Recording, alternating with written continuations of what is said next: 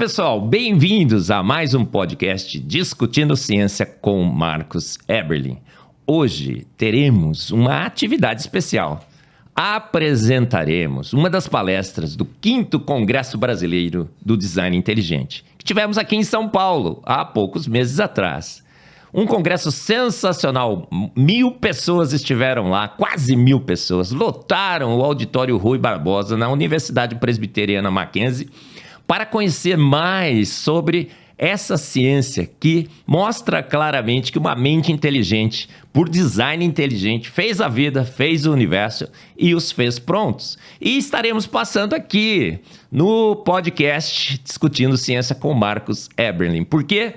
Porque aqui propagamos a verdade sobre as nossas origens. Então você não pode perder, fica até o fim, compartilhe o nosso canal, viralize essas palestras pelo Brasil.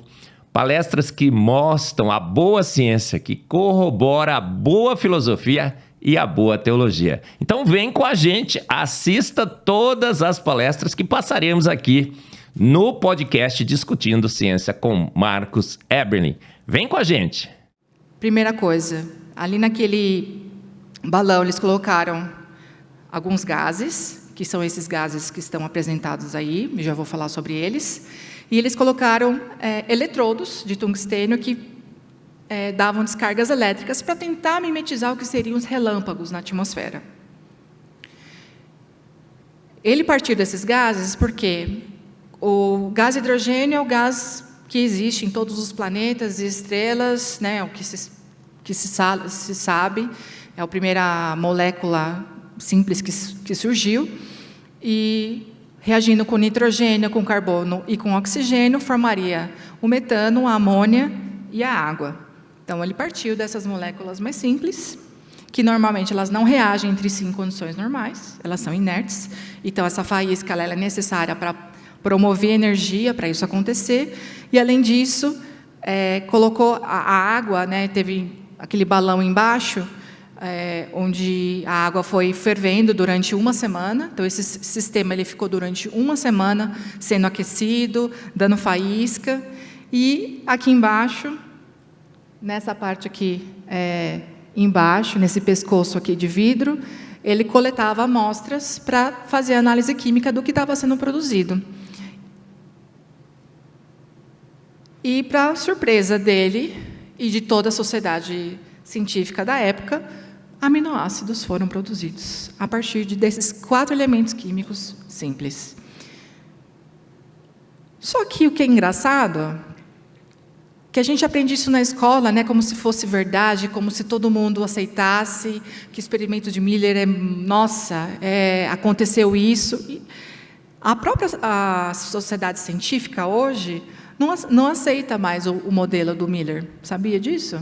A gente dentro da área acadêmica, a gente aceita muitos outros experimentos como sendo mais válidos do que esse. Por quê? Porque essa atmosfera era muito redutora, quimicamente falando.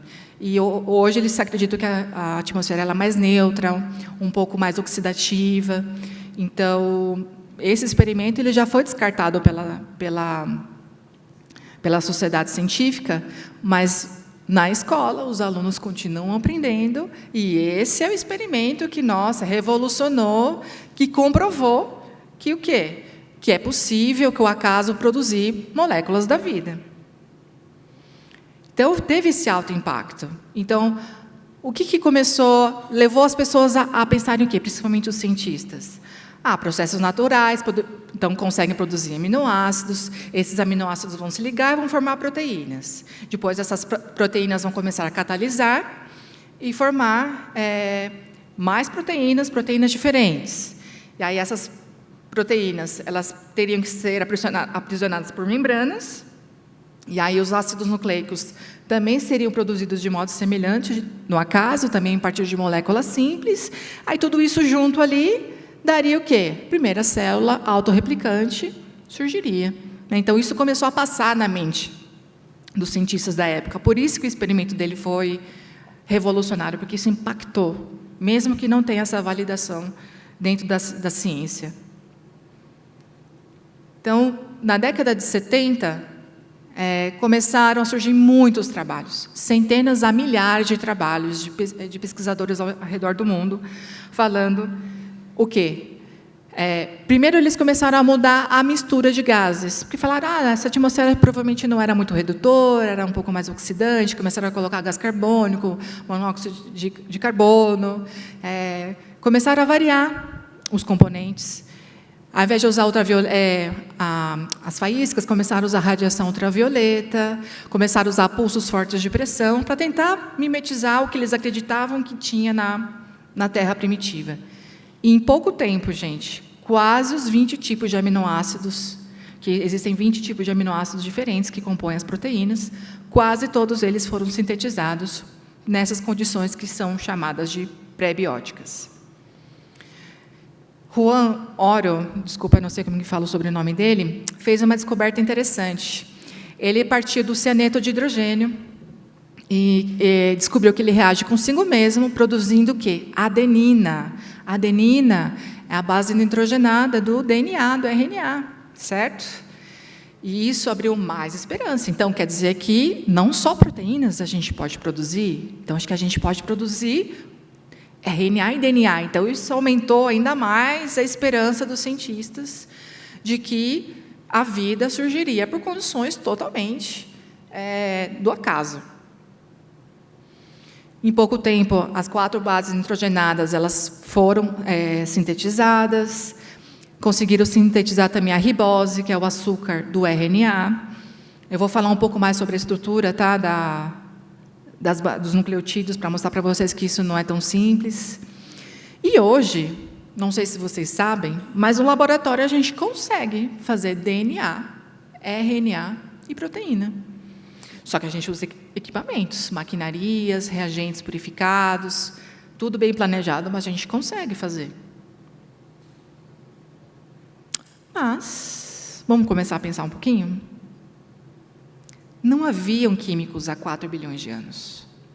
Não tinha uma mente inteligente lá na Terra pré-biótica para tentar fazer a reação química acontecer. Porque todos esses artigos científicos que eles fizeram, o próprio Miller, teve uma ação inteligente por trás. Teve um químico, um cientista pensando e arquitetando, usando reagentes apropriados, usando reagentes puros, a gente vai lá, compra o reagente purinho. Vocês acham que na sopa primordial, naquele caldo escaldante, que o Eberlin gosta de falar, tinha ali bonitinho um tipo de molécula ali certinho para reagir? Não.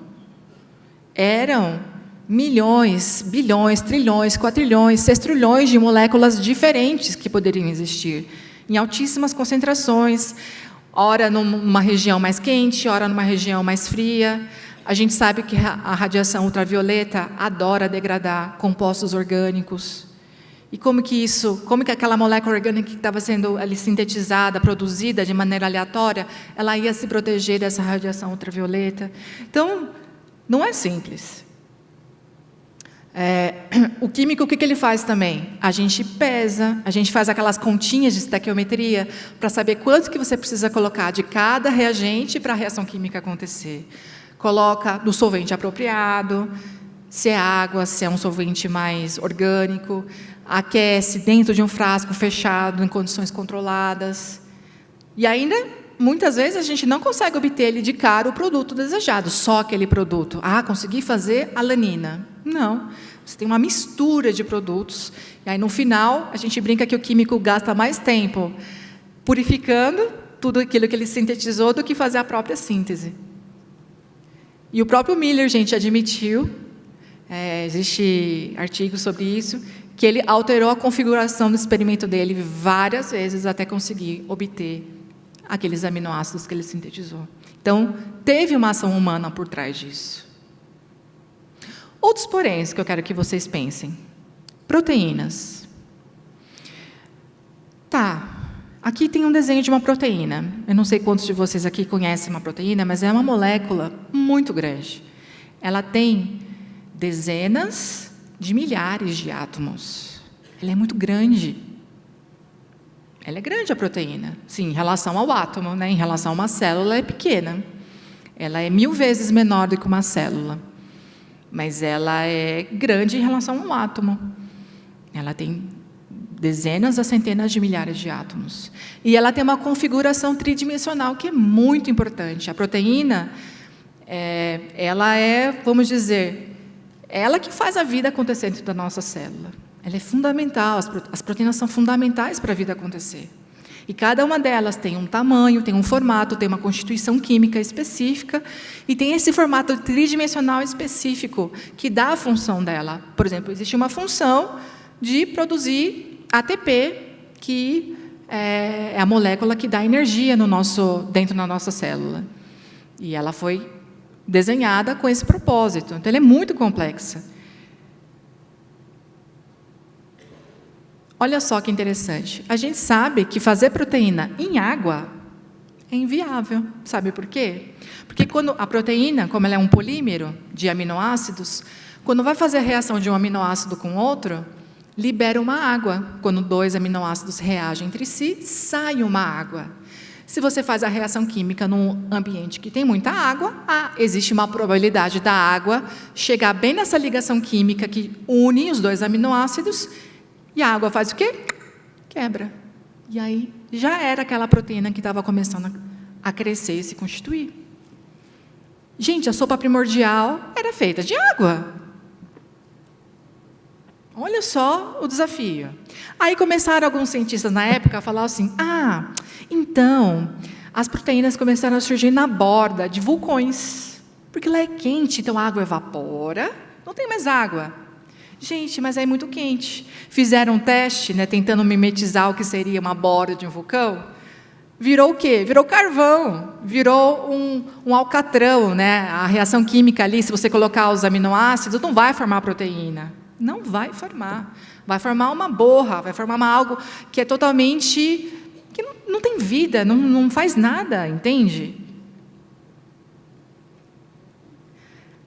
Na verdade, para não falar que não formou nada, eles começaram a ver que formaram os proteinoides, que seria algumas reações aleatórias entre alguns aminoácidos, mas eles não estavam reagindo de maneira certinha para produzir uma proteína.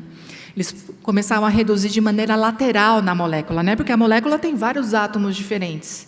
Então, começaram a acontecer reações químicas na parte lateral dos aminoácidos. E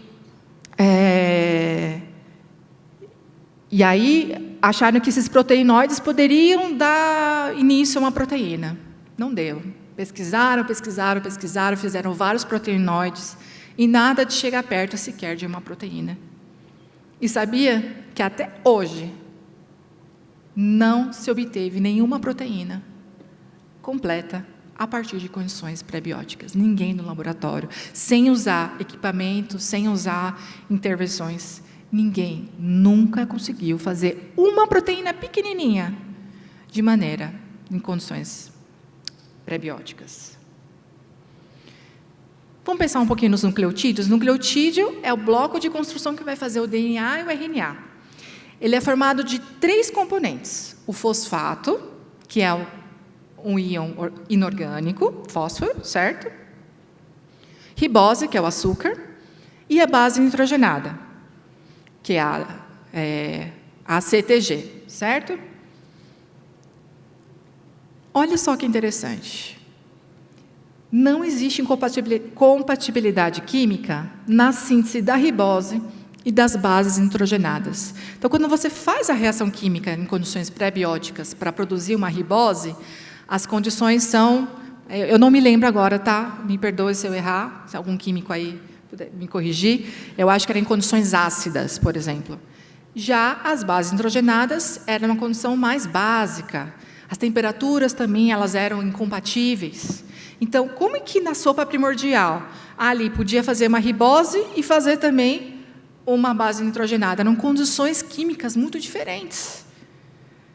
E depois juntar as 3 partes, olha, foram pouquíssimos artigos que eu encontrei que conseguem chegar perto de tentar montar as 3 partes de maneira com sucesso. E isso para formar um nucleotídeo. Depois, milhares de nucleotídeos precisam se ligar para formar uma fita de RNA. Olha a complexidade. E os cientistas estão tentando... Não, porque é isso que acontece. Tudo é fruto do acaso. De alguma maneira, a gente vai descobrir, que a gente ainda não chegou, porque ninguém descobriu qual que é a reação química que precisa ser certa para acontecer, para formar o nucleotídeo, né? E outra coisa que a evidência geológica na época é que o fosfato ele era insolúvel, ele não estava ali disponível na forma iônica para fazer a reação. Então, essa é outra discussão também que tem bastante sobre isso. Olha só, mundo do RNA. Então, ele surgiu... Por que surgiu essa hipótese? E ela ainda é uma das mais aceitas. Porque Thomas Eck, ele foi o cientista que conseguiu... ele viu que o RNA é um pedacinho do DNA, só que o DNA, lembra que ele é uma dupla fita. Uma fita é complementar à outra. O RNA é só uma fita, é só um pedacinho. Tá? Essa fita de RNA, algumas delas descobriram que ela consegue catalisar reações. O que é um catalisador? O catalisador ele acelera reações específicas. E ele descobriu e ele chamou esses RNAs catalíticos de ribozimas, e ele descobriu que existiam algumas ribozimas que elas conseguiam fazer cópias de si mesmo. Então, olha só, para ele isso foi genial. Então, se existem fitas de RNA que conseguem fazer cópias de si mesmo, isso tinha que estar lá no começo da origem da vida, porque foram essas ribozimas que começaram a fazer cópias de si mesmo. Então, e se ela tem a propriedade de fazer alguma reação química, será que ela não conseguiria fazer uma reação química para produzir uma proteína, por exemplo? Então, é isso que eles começaram a imaginar.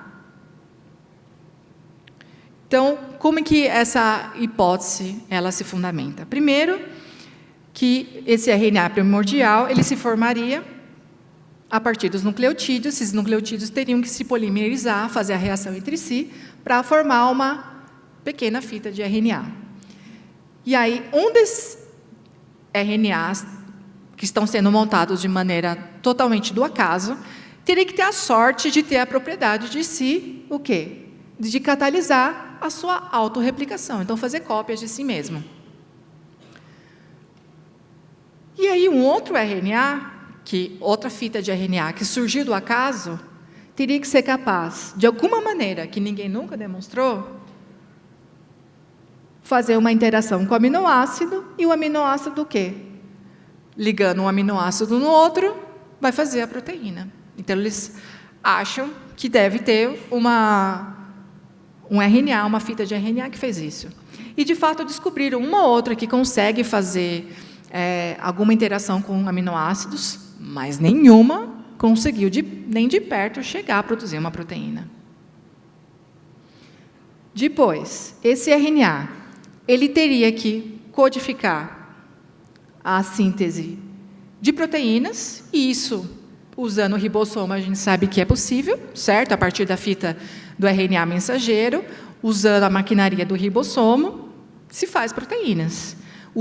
Só que não é só isso, né? Precisa ter as chaperonas, que são outras proteínas que ajudam a proteína nova que está sendo criada a dobrar da maneira certa. Porque eu mostrei para vocês que o formato tridimensional da proteína é essencial.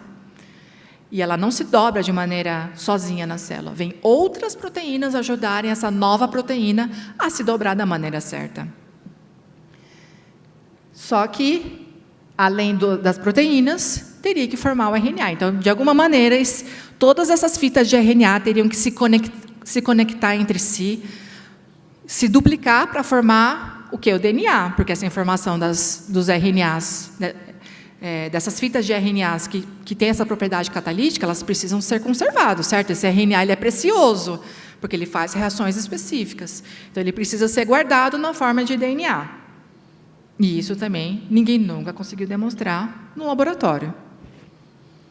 E, por último, as proteínas catalisariam as atividades celulares e formariam a primeira vida, a primeira célula primitiva.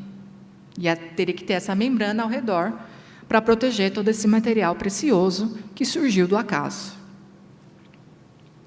Qual que é o problema dessa hipótese? As 3 classes de compostos que constituem os nucleotídeos deveriam existir em altíssima quantidade e se ligarem de maneira adequada, como eu já comentei para vocês. E isso ninguém nunca demonstrou. A síntese da ribose e das bases nitrogenadas são quimicamente incompatíveis, como eu comentei. Existem cálculos muito interessantes que mostram, de maneira aleatória, se você quer construir uma fita de RNA de 150 nucleotídeos, qual a probabilidade de você construir com aquela sequência específica que eu sei que vai formar uma ribosima que vai se autorreplicar? É baixíssima a probabilidade de fazer dessa análise combinatória de todas as possibilidades usando as bases nitrogenadas para formar uma única fita de 150 bases nucleotídeos. Precisaria, sabe do que, gente? De mais de 4 bilhões de anos, que é o tempo da Terra, não é?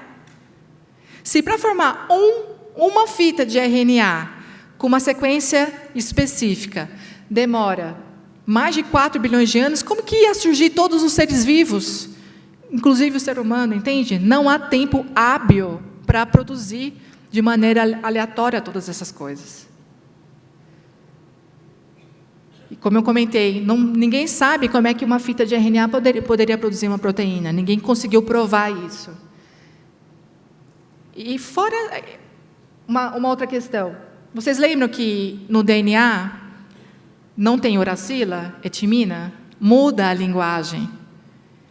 Se o RNA é feito de uracila, como é que ele sabe que na hora que ele tem que fazer o DNA, precisa mudar ali a base nitrogenada, gente?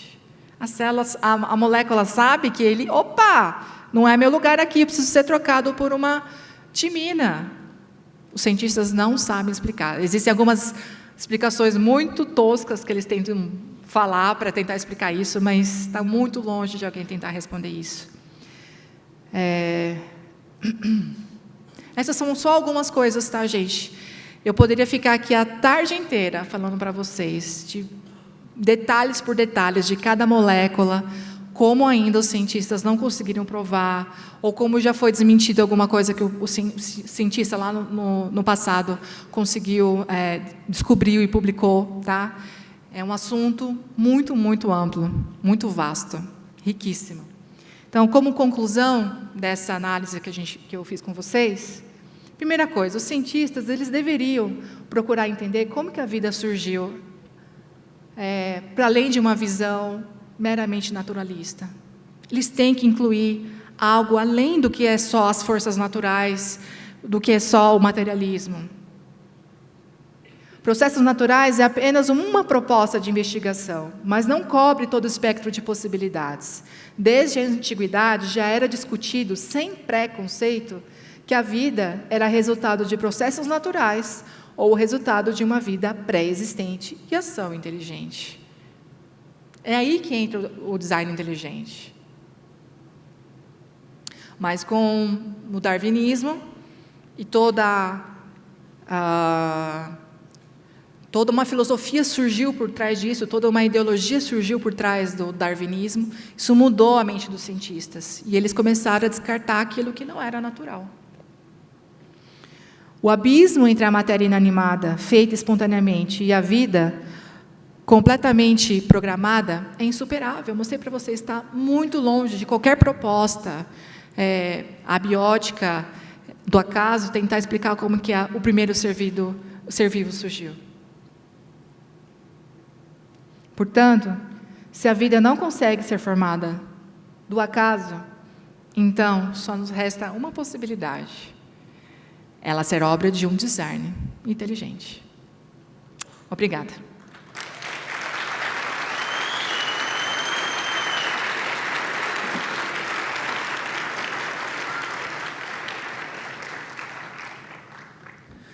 Nesse momento, nós convidamos para palestrar ele que possui graduação em Química na Universidade Estadual de Campinas e também lá mestrado e doutorado. E ele é membro da diretoria executiva da Sociedade Brasileira de Espectrometria de Massas e também da TDI Brasil. Uma salva de palmas para receber Rudinei Augusti.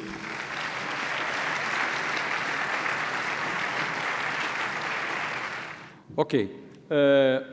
A minha palestra, por uma feliz coincidência, até parece que foi combinado, mas não foi, ela é complementar à palestra anterior, da Maiara, né?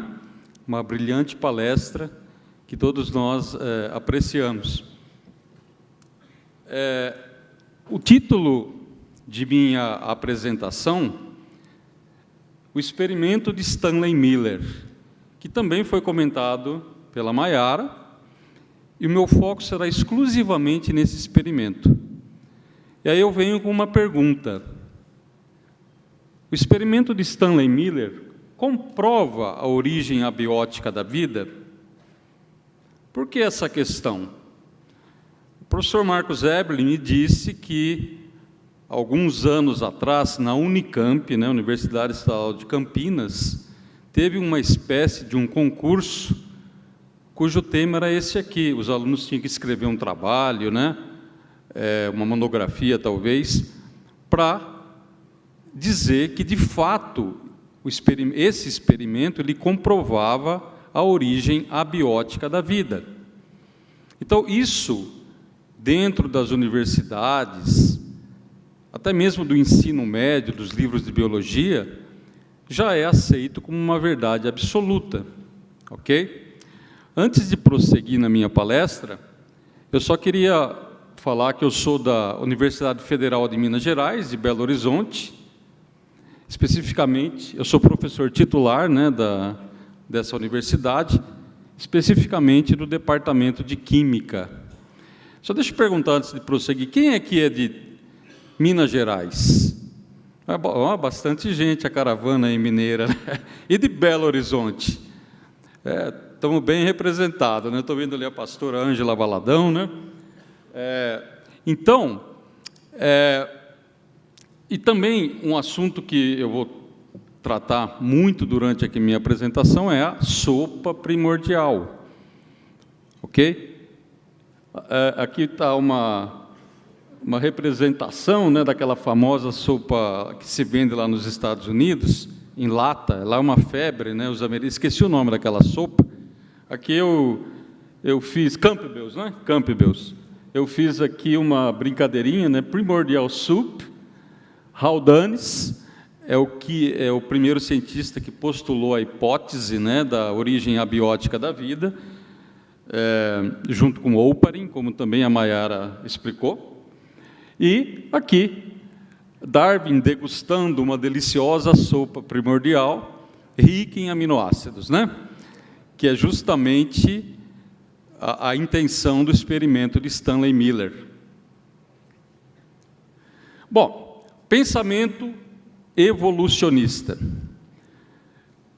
Isso foi bem detalhado pela Maiara, mas eu vou repetir aqui rapidamente.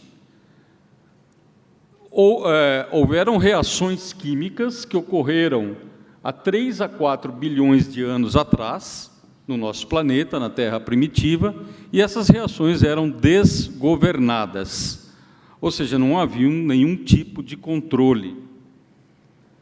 A primeira etapa, a formação da tal da sopa primordial. A vida surgiu em água, como está aqui. Depois eu vou explicar um pouquinho mais sobre essa figura aqui. É um mar de água e moléculas orgânicas simples, da qual surge a vida.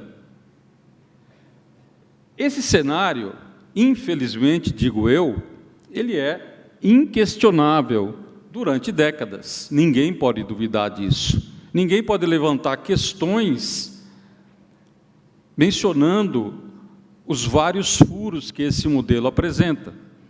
Então, eu vou tentar aqui desmistificar um pouco essa questão. Talvez existam muitos alunos aqui jovens de início de graduação, ou mesmo alunos do ensino médio, que certamente já viram essa figura aqui. Esse aqui eu extraí de um livro-texto do ensino médio. A vida surgiu na água.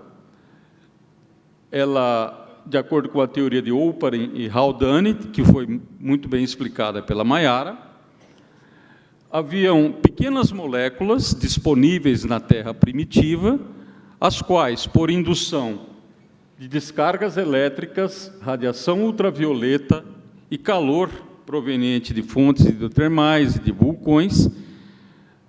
Vai haver uma palestra sobre o vulcanismo amanhã, né? Acho que é amanhã, do professor Kelson Mota.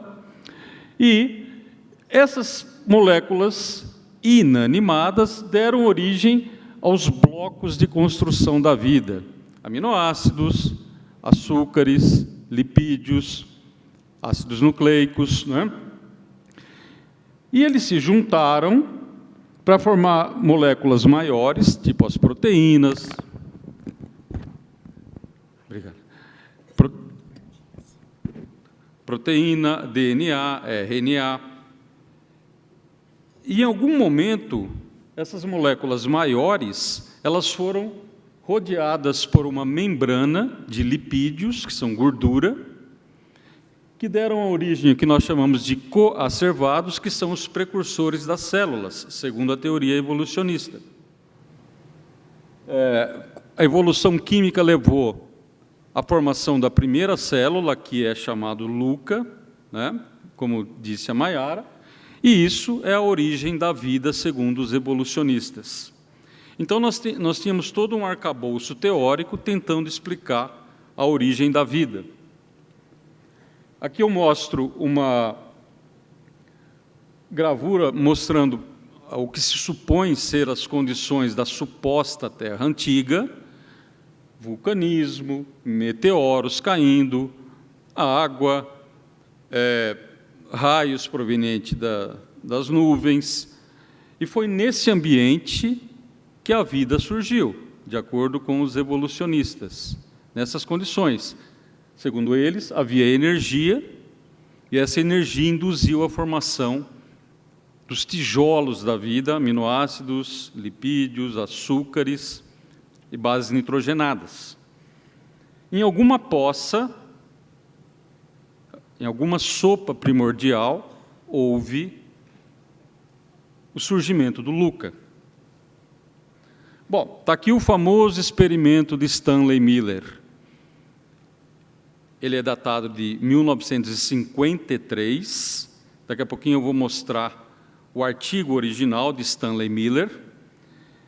E ele foi feito para tentar provar a hipótese de Oparin e Haldane, de que, na Terra primitiva, os gases presentes na atmosfera, mais água, sob a ação de uma fonte de energia, eles poderiam levar à formação desses blocos.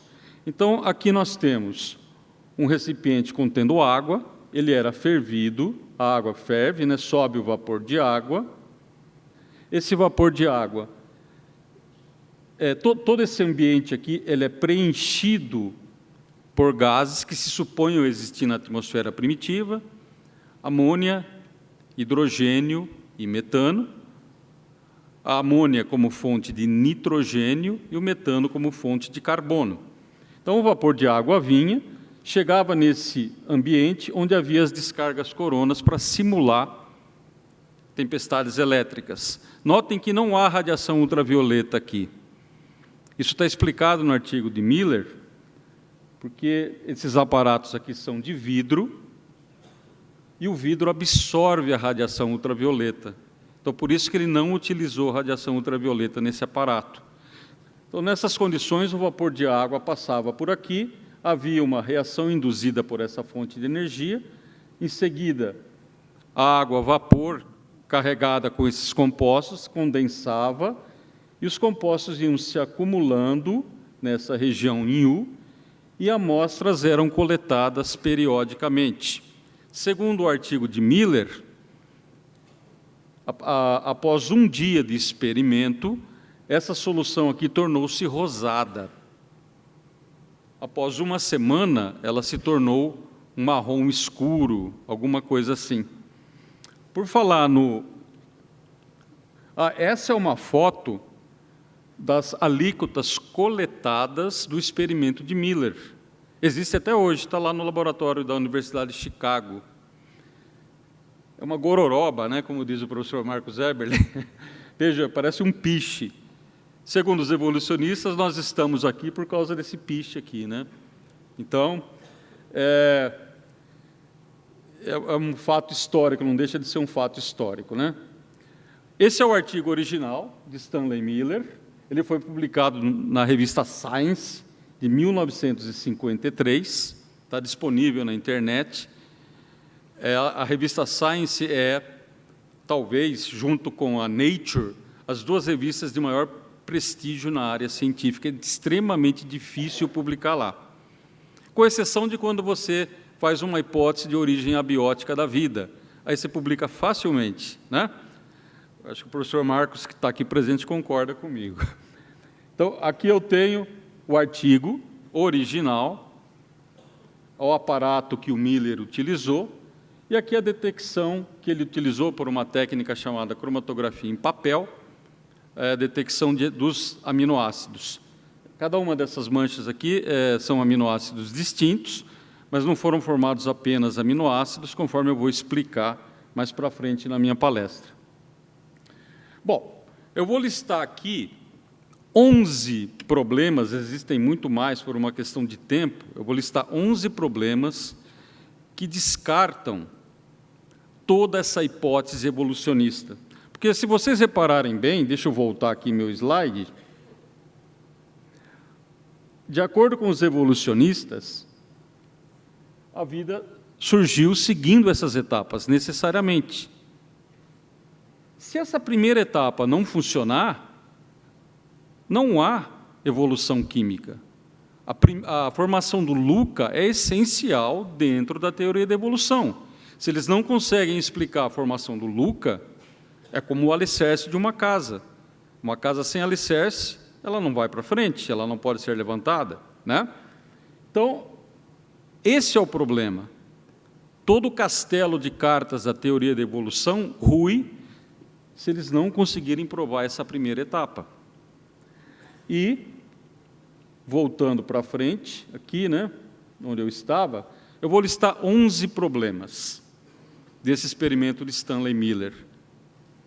O primeiro, isso a Maiara também chegou a comentar, atmosfera errada. A Maiara falou, essa mistura de amônia, hidrogênio, metano é chamada de uma atmosfera redutora. E hoje já se sabe, através de estudos geológicos, que a atmosfera era oxidante. Ela continha oxigênio, isso de acordo com os próprios estudos de cientistas evolucionistas. Qual que é o problema do oxigênio na atmosfera? Com o oxigênio, essas biomoléculas formadas aqui nessas condições, elas seriam rapidamente oxidadas para CO2. Sem oxigênio não há ozônio. Nós temos a camada protetora de ozônio ao redor do nosso planeta. Sem essa camada de ozônio, a luz ultravioleta, UVC, vinda do Sol, atingiria diretamente a superfície de nosso planeta. E não haveria vida, porque essa radiação destrói os organismos vivos. Por isso que existe a camada de ozônio, que também foi planejada, né, sem dúvida. Miller demonstrou, isso aqui foi difícil achar, eu vou mostrar o artigo onde eu tirei essa informação, as moléculas orgânicas que ele obteve nas condições redutoras não se formam em atmosfera oxidante. Então, esse experimento aqui está furado. Então, é um jogo sujo, a Maiara até comentou, que ele fez várias vezes para gerar aminoácido. Então, foi um experimento meio malandro, né? Jogo sujo. Qual artigo que eu obtive essa informação? Esse aqui, ó. É um artigo da Science também, de 1995, 30 anos atrás. Centelhas... Esse artigo fala basicamente de recursos que estavam sendo muitos recursos para estudo da origem abiótica da vida.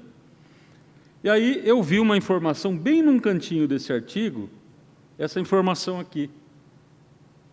Como o Miller mostrou, mais tarde, ele não pôde fazer moléculas orgânicas em uma atmosfera oxidante. Percebam a incoerência. E abro um parênteses aqui nesse momento, uma outra frase do mesmo artigo, de 1995.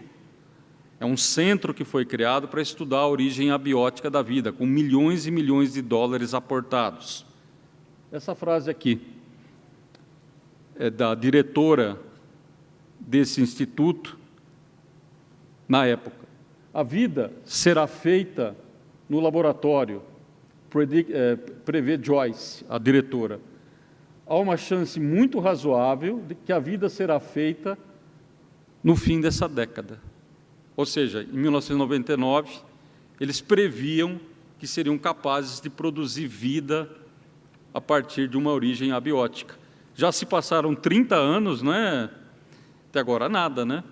Com milhões e milhões de dólares investidos. Isso é mais uma prova de que isso aqui, também muito bem explorado na palestra anterior, é algo realmente impossível. Outro problema, o segundo problema, uma malandragem também do Miller. Ele ia recolhendo alíquotas durante a execução do experimento.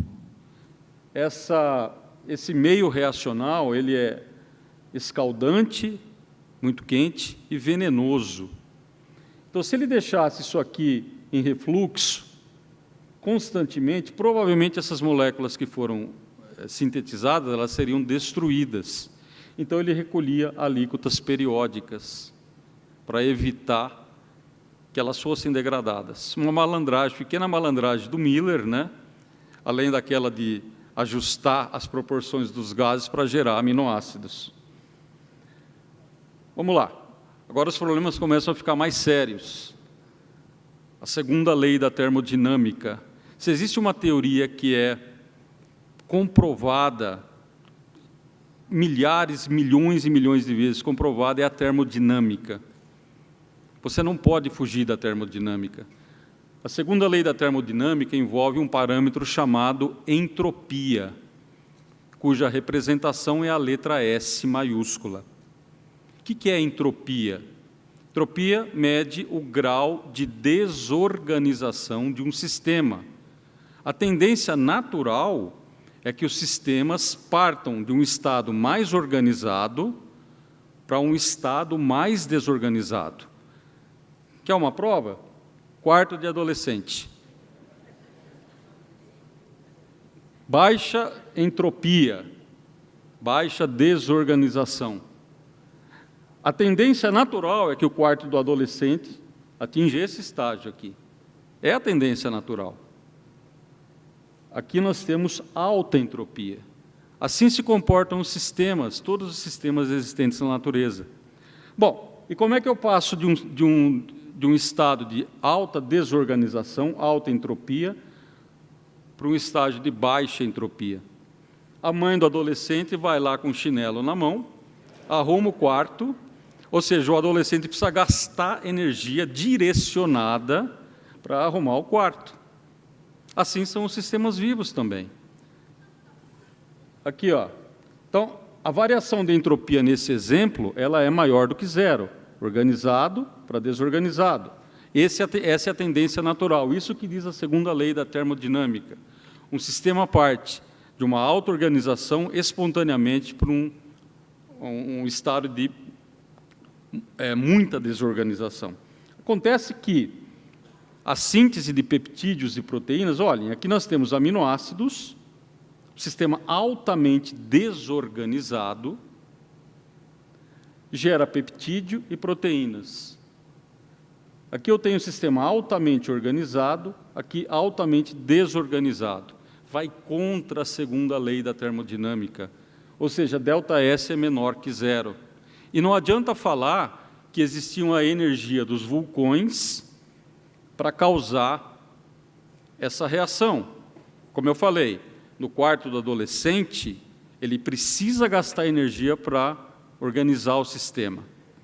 E tem que ser energia controlada. A energia vinda dos vulcões ela é descontrolada, ela não tem controle, ela não tem capacidade para sair de aminoácido e ir para a proteína. Ah, mas como é que os organismos vivos fazem para sintetizar proteínas? Ora, eles usam energia controlada, que é o ATP, e toda uma maquinaria perfeita, extremamente organizada, sendo guiado pelo DNA, com os códigos, né? Não vou entrar nesse assunto nesse momento. Então, essa história de que aminoácido pode gerar proteína espontaneamente é contra a segunda lei da termodinâmica.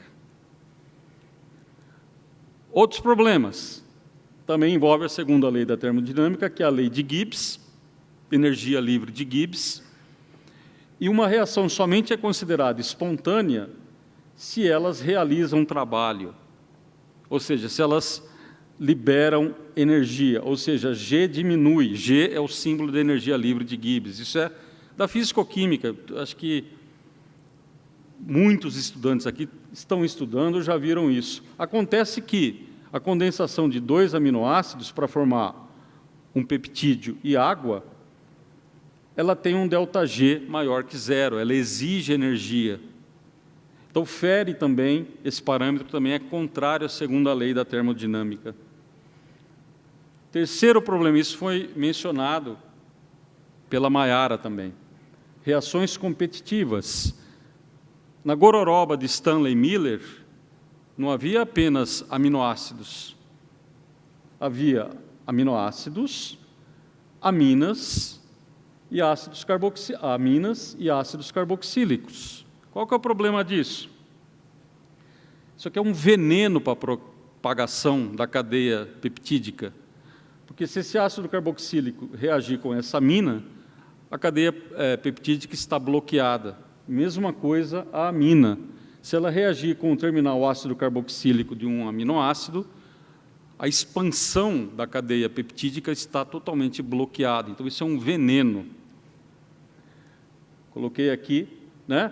Além disso, desses subprodutos laterais, a cadeia R de muitos aminoácidos, elas contêm grupos funcionais idênticos ao grupo principal dos alfa-aminoácidos. Vejam aqui, por exemplo, olha, a lisina. A lisina tem NH2, que pertence ao grupamento alfa-aminoácido, mas ela tem um NH2 aqui também na cadeia lateral. Aqui, o ácido aspartico. Ele tem o grupo ácido carboxílico, mas ele também tem o grupo ácido carboxílico na cadeia lateral. E qual que é o problema disso? Você não tem controle de reação. A reação pode acontecer nessa amina ou nessa. Se acontecer nessa, não se formam as proteínas desejadas. É os tal dos proteinoides ditos, né, na palestra anterior. Mesma coisa aqui e aqui. São reações competitivas venenosas. Cinética química. Ora, a gente sabe, isso aqui aprende-se já no ensino médio, que a velocidade de uma reação é diretamente proporcional à concentração dos reagentes, né? Aqui eu mostro uma solução de um corante, só para mostrar para vocês que quanto mais intensa a cor, mais concentrado. Quanto mais fraca a cor, mais diluído. Acontece que, imagina, aminoácido sendo formado nas condições de Stanley Miller, terra primitiva, esses aminoácidos caem num oceano. Qual a concentração desses aminoácidos? É muito baixa. Então, a cinética seria, a velocidade da reação seria totalmente desfavorável, ok? Então, nós caímos nesse problema também, né? Além da questão da termodinâmica, tem a questão cinética também.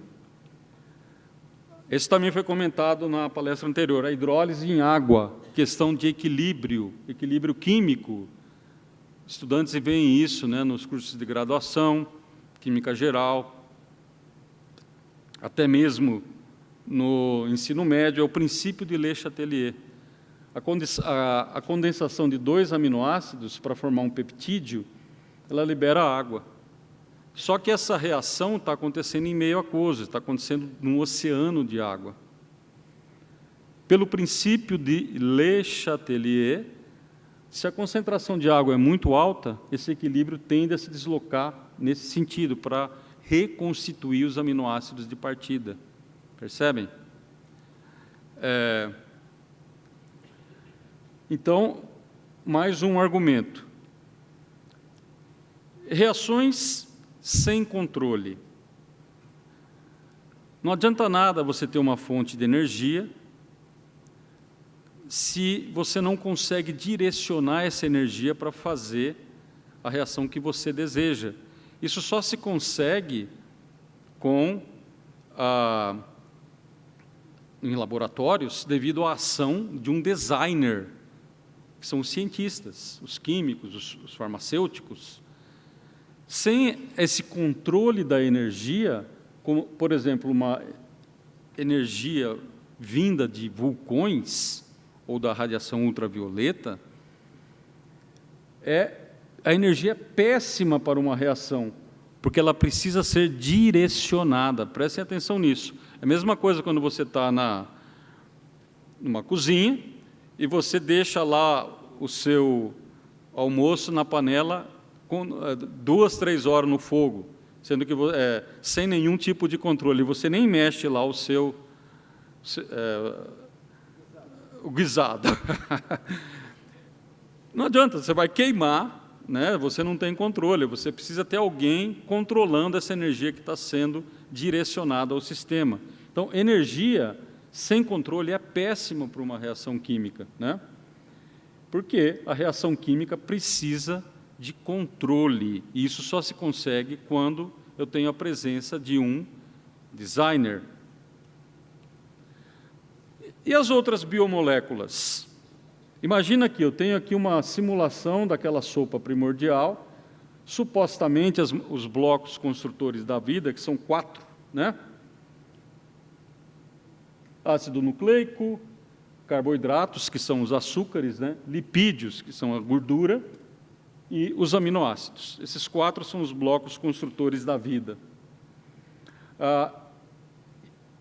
E essas moléculas, 4 moléculas desse tipo, elas estão espalhadas nesse mar de água, né?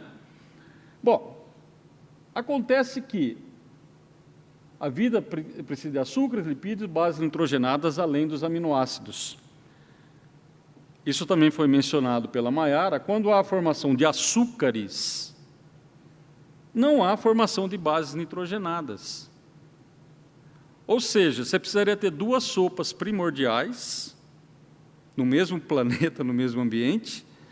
Em uma você vai ter em condições diferentes, em uma você vai ter a formação de aminoácido, ou da base nitrogenada, desculpem, e na outra você vai ter a formação de açúcar, sem controle, em condições idênticas, né? Aqui, então, é mais um obstáculo contra a formação abiótica da vida e contra o experimento de Stanley Miller. Agora começa a parte mais séria. Probabilidade. O limite probabilístico de Borel é 1 em 10 elevado a 50. Ou seja, se a probabilidade for 1 elevado em 10 a 50, esse número aqui crescendo, né, 10 a 51, 10 a 52, ele é considerado impossível, é 0. Então, quando falam para você, olha, a probabilidade é muito pequena, mas não é 0, isso é mentira, tem esse limite aqui, ó. Isso é ciência, pessoal, né? Então, 1 em 10 a 50, isso é o limite. Eu fiz uns cálculos aqui, em condições extremamente favoráveis, para mostrar para vocês quão isso é sério. A imensa maioria das proteínas que se formam espontaneamente, se se formassem espontaneamente, elas são inúteis. Você precisa ter a sequência correta de aminoácidos. Se você não tem a sequência correta, você gera uma proteína, pode ser mesmo até venenosa para a vida. É inútil. Bom, vamos supor, então, vamos fazer uns cálculos aqui com um peptídeo formado pelos 20 aminoácidos essenciais, e esse peptídeo tem 21 resíduos de aminoácidos, 21, ok? São 20 aminoácidos formando um peptídeo com 21 resíduos de aminoácido. Quantos são os peptídeos possíveis de serem gerados? 20 vezes 20 vezes 20 vezes 20 vezes 20, ou seja, 20 elevado a 21. Cálculo simples de probabilidade. Isso aqui em potência de 10 dá 3,36 vezes 10 elevado a 32. Ou seja, existem 3,36 vezes 10 elevado a 32, esse número é absurdamente grande. Peptídeos, é um peptídeo muito pequeno, não existe um peptídeo com 21 resíduos de aminoácido na vida, não existe. Tá? A menor proteína, se não, salvo o maior engano, é por volta de 100 resíduos. Então, eu estou sendo bondoso aqui, porque eu estou dando uma colher de chá. Eu vou supor que cada peptídeo é formado em 1 nanosegundo, 10 a menos 9 segundos. Eu estou em condições totalmente ideais, que esses peptídeos vão se formar. Eu tenho lá a mistura dos 20 aminoácidos puros, água ultra pura, só tem aminoácido nessa mistura, e espontaneamente estão se formando os peptídeos, a cada 10 a menos 9 segundos. Se você fizer uma continha simples, você vai ver que para ter todos os peptídeos formados, vai necessitar 66 bilhões de anos, que é muito, muito, muito mais do que a idade prevista da Terra. Ok? Então, mas a evolução direciona para formar o peptídeo correto. Não, pela própria definição de evolução, é um processo não guiado. Não existe razão para que um peptídeo seja formado em preferência a outro. Mas esse peptídeo vai servir para a vida. Não é assim que funciona. Não existe nenhuma razão para que um peptídeo funcional seja formado espontaneamente, preferencialmente ao outro. Então, isso aqui Os evolucionistas não gostam muito de falar de lei de probabilidade, porque é totalmente contra eles, né? E a outra, a homoquiralidade. Os aminoácidos, eles são quirais, eles são enantioméricos, com exceção da glicina. O que é isso? Eu tenho 2 tipos de aminoácidos, um que desvia a luz plano polarizada para a esquerda e o outro para a direita, chamados aminoácidos L e D. A vida selecionou o aminoácido L. Ninguém sabe por quê. Ninguém. É uma questão totalmente em aberto, que não se tem a mínima noção de por que acontece isso. O que são essas 2 moléculas aqui? A gente diz que são enantiômeros. Para vocês que não são químicos, talvez seja um pouco difícil, então eu coloquei aqui um exemplo. Uma cadeira para destro, uma cadeira para canhoto. Elas são enantioméricas. Elas são imagem especular, ou seja, se eu colocar um espelho aqui, a imagem especular dessa aqui vai ser exatamente essa aqui. Eles são enantioméricos. E você não consegue sobrepor um ao outro. Você pode fazer o que você quiser aí. Acontece que, no experimento de Miller, a síntese, eu formo os 2 tipos de aminoácidos. É uma mistura racêmica. Enquanto que o aminoácido L é essencial para a vida, o aminoácido D é um veneno para a vida. Ok? Então, essa é uma questão que não se tem a mínima ideia de como resolver esse problema. Alguns falam de que a argila conseguiu selecionar um dos enantiômeros, mas prova mesmo nenhuma, é apenas especulação. Ok?